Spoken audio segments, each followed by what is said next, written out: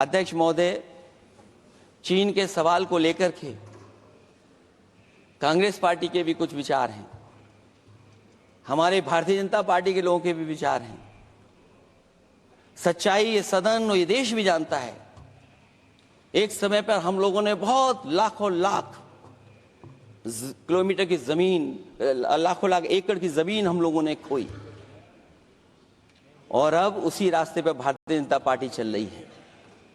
अध्यक्ष महोदय, सवाल यह है, जमीन खोने के साथ साथ भारतीय जनता पार्टी स्वीकार नहीं कर रही है कि जमीन चीन ने कब्जा की है।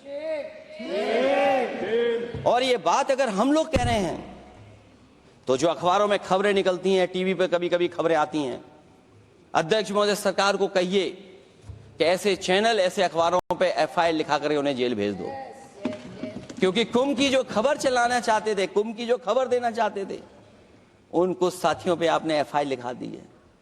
अगर कुंभ पर सच्ची खबर दिखाने वालों पे आप एफआईआर लिखा सकते हैं, तो फिर चीन की खबर, जो खबर चला रहे हैं, उस पर भी आपको एफआईआर लिखवानी चाहिए।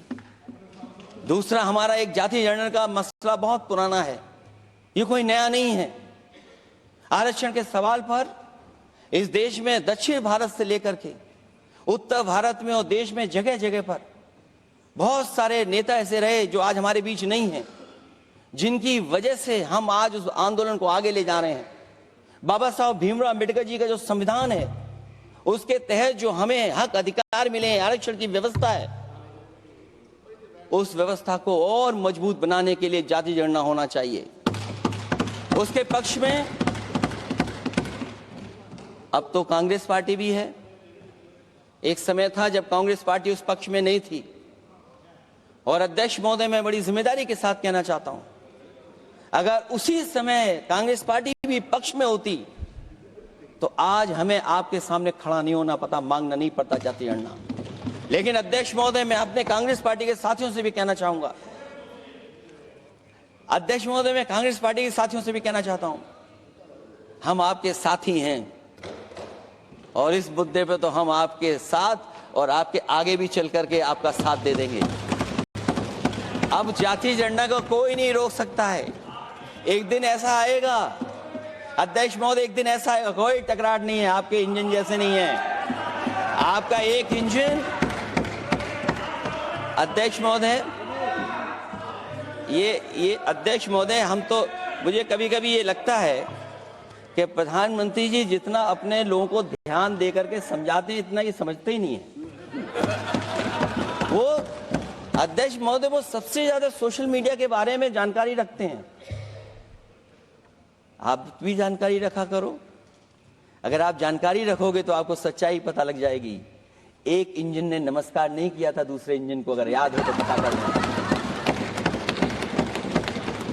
और ये बात अगर छिपी हुई हो, ऑनरेबल मेंबर, अध्यक्ष महोदय, अभी तो मैंने शुरू नहीं किया, मेरा लिखा हुआ बहुत लंबा है। कंक्लूड करें, आप समाप्त करें प्लीज। और अध्यक्ष महोदय, एक सवाल और बड़ा उठा है, नौकरी को लेकर के, रोजगार को लेकर के, और हमारे भारत की जो मैन्युफैक्चरिंग सेक्टर है उसको बढ़ावा कैसे दिया जाए। चीन जैसा देश केवल एक पे हमला नहीं कर रहा है अध्यक्ष महोदय, आपकी जमीन भी छीन रहा है और आपका बाजार भी छीन रहा है। और ये बात अगर गलत हो तो सरकार हमें बताए, वो आंकड़े दे। अगर कांग्रेस पार्टी का रास्ता था तो आपका रास्ता कांग्रेस पार्टी का क्यों है? अगर कांग्रेस पार्टी का वो रास्ता था तो आपका रास्ता क्यों है वो? मैं तो जानता हूं जिस दिन उनके सहयोगी साथी समझ लेंगे, वो भी साथ छोड़ जाएंगे। दूसरा जो सवाल कहा गया है अध्यक्ष महोदय, जिस समय बाजार खोला गया, जिस समय हमारा व्यापार के लिए पूरा बाजार खोल दिया, हमसे ज्यादा वित्त को समझने वाले इकोनॉमिस्ट और बहुत सारे जानकार लोग वो मुझसे बेहतर समझते होंगे, लेकिन मैं ये बात समझता हूं कि जिस समय बाजार खोला गया उस समय ध्यान उतना हमारे देश की अर्थव्यवस्था पर नहीं रखा गया। अगर उसी समय पर मैन्युफैक्चरिंग सेक्टर को जिस जिम्मेदारी से रखना चाहिए था नहीं रखा गया, अगर उस समय रखा गया होता तो शायद अध्यक्ष महोदय हम लोग चीन से आगे निकल गए होते। आज चीन आगे है, हम लोग पीछे हैं। क्या आप इनको ज्ञान दे रहे हो क्या? अध्यक्ष महोदय, अपना रास्ता तो वही है, साइकिल वाला। इसलिए अध्यक्ष महोदय, अगर मेरा समय है अभी, क्योंकि मैं बहुत कुछ लेकर के आऊं। जहां तक इंफ्रास्ट्रक्चर की बात है, आप कहते हैं कि देश का आधुनिक इंफ्रास्ट्रक्चर बनेगा, न केवल उसके नागरिकों को एक बेहतर जीवन, देश की नई पहचान देता है, बल्कि देश को एक नया आत्मविश्वास भी देता है। अरे अगर ये बात सच है तो अध्यक्ष महोदय, मैं वो बात कहना चाहता हूं कि 2022 के चुनाव से पहले एक बुंदेलखंड एक्सप्रेसवे बनाया गया था, और जिसकी तैयारी को लेकर के देश के प्रधानमंत्री जी गए थे। कितनी सजावट हुई थी, कितनी तैयारी हुई थी। जो हमारे बुंदेलखंड के साथी माननीय सदस्य चलते होंगे बुंदेलखंड के एक्सप्रेसवे पर, वो जानते होंगे। प्रधानमंत्री जी उद्घाटन करके गए, पानी बरस गया, बुंदेलखंड बह गया, एक्सप्रेसवे बह गया। और सोचिए अध्यक्ष महोदय, कब उद्घाटन किया था आपने? 22 में, और आज भी मेंटेनेंस चल रहा है उसमें। 22 के बाद से आज तक भी मेंटेनेंस चल रहा है। और कहीं अगर आपने जो गाड़ियां बाजार में ला दी हैं, जो बाजार में आजकल अध्यक्ष महोदय जो गाड़ियां आ गई हैं, अगर वो कहीं अपनी रफ्तार से चलेंगी तो या तो पेट दर्द होगा या कमर का दर्द होगा, दोनों में से एक के लिए तो इलाज जाना ही पड़ेगा। और वो कितने हजार करोड़ का बना? 14,000 करोड़ का।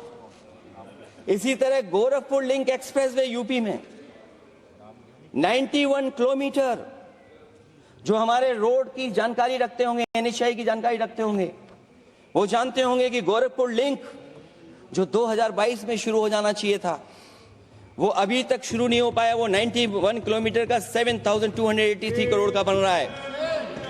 जो पूर्वांचल एक्सप्रेस वे, कभी समाजवादी सरकार ने उसको डिजाइन किया, उसको सब कुछ आगे बढ़, समय बाजार खोला गया, उस समय ध्यान उतना हमारे देश की अर्थव्यवस्था पे नहीं रखा गया। अगर उसी समय पर मैन्युफैक्चरिंग सेक्टर को जिस जिम्मेदारी से रखना चाहिए था नहीं रखा गया, अगर उस समय रखा गया होता तो शायद अध्यक्ष महोदय हम लोग चीन से आगे निकल गए होते। आज चीन आगे है, हम लोग पीछे हैं। क्या आप इनको ज्ञान दे रहे हो क्या?